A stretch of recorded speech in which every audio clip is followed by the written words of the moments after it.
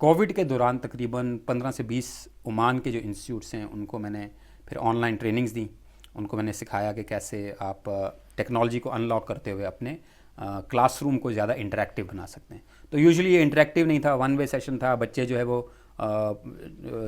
Minimise करके screens game खेलना start कर देते थे। तो उनको जब मैंने इसमें गाइड किया तो एक उनको पॉजिटिव उसके अंदर आउटकम मिला। और साथ में उनको फिर मैंने ये भी बताया कि अब चीज़ें चेंज हो रही है।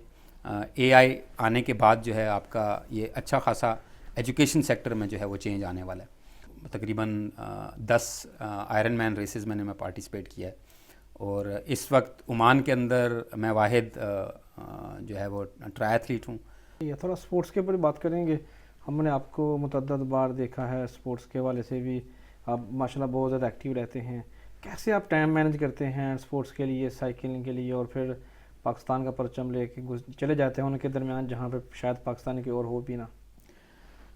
असल में मैं इसमें आपको अपने छोटे भाई की एग्जांपल दूंगा जो अमेरिका में डॉक्टर है। और पाकिस्तान में अल्हम्दुलिल्लाह उसने one of the top students था वो। इसने 13 गोल्ड मेडल्स लिए अपने एमबीबीएस के दौरान और इस वक्त यूएस के अंदर काफ़ी पॉपुलर है।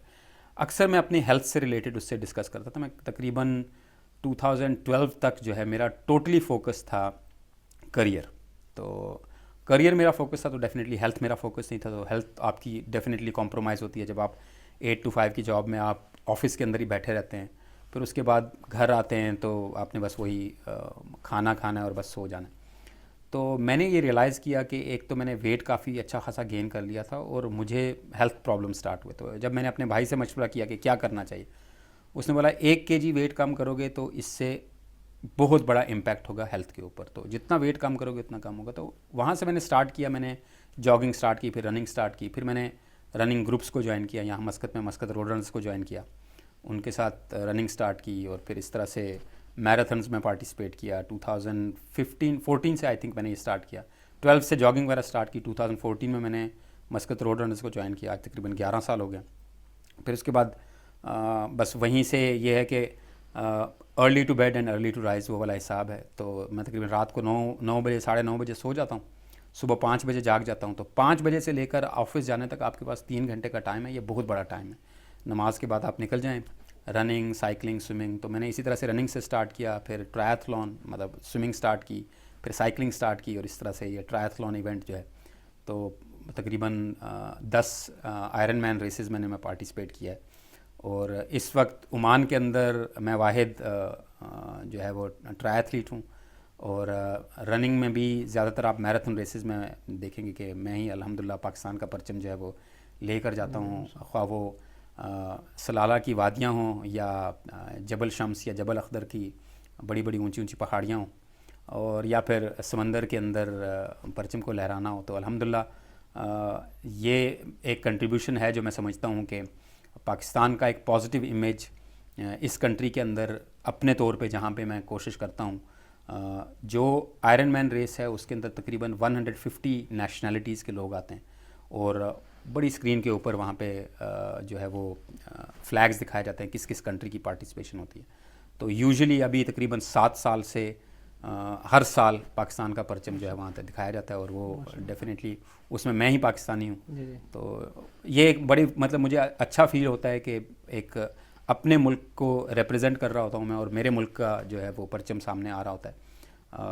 अब डेफिनेटली ये एक पॉजिटिव साइड है पाकिस्तान की जो सामने आती है और लोग हैरान होते हैं कि हाँ पाकिस्तानी भी ट्रायथलीट हैं और पाकिस्तानी भी ऐसी एक्टिविटीज़ में पार्टिसिपेट करते हैं। तो मैं ये समझता हूँ कि ये एक अच्छी बात है। बिल्कुल ऐसे ही। पाकिस्तानी को वैसे तो हर फील्ड में माहिर होते हैं, लेकिन हम ऐसी चीज़ों में बहुत कम आगे जाते हैं, ख़ासतौर पर ओमान में, चूँकि यहाँ पे फोकस हमारा पैसा काम पैसा काम पैसा काम, उसके अलावा और कुछ भी होता नहीं है।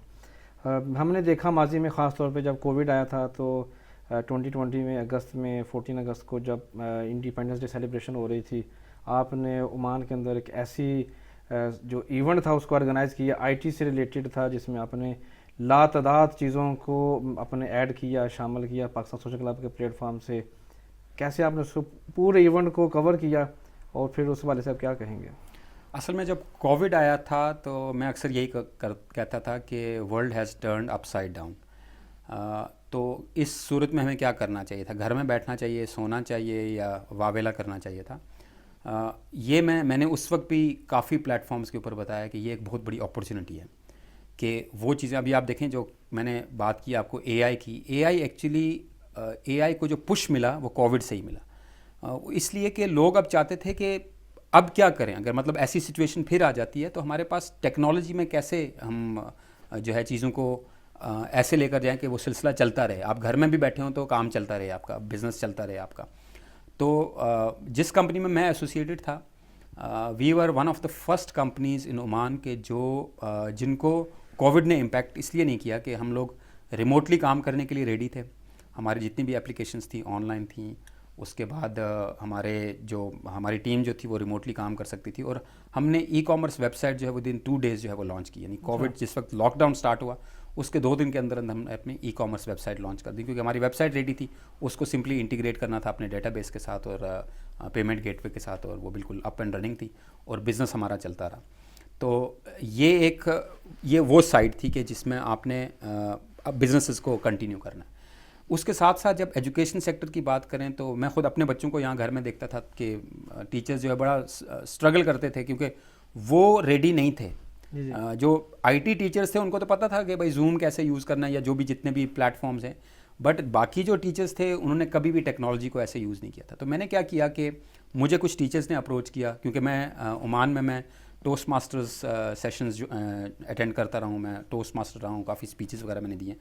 तो जिस टोस्ट मास्टर क्लब के साथ मैं एसोसिएट था तो उनकी टेक्नोलॉजी साइड मैं ही देखता था, खा वो उनकी वेबसाइट से रिलेटेड हो या जो भी टेक्नोलॉजी जो वो टोस्ट मास्टर्स में यूज़ होती है। तो वो लोग मुझे जानते थे, तो उन्होंने फिर मुझे आगे किया कि ये जितने भी टीचर्स जो सफ़र कर रहे हैं हम उनका ट्रेनिंग सेशन कंडक्ट करते हैं, तो आप उनको ट्रेन करें कि कैसे टेक्नोलॉजी को यूज़ करते हुए यानी कैसे बेस्ट क्लासरूम सेटअप आप बना सकते हैं, ऑनलाइन क्लासरूम सेटअप।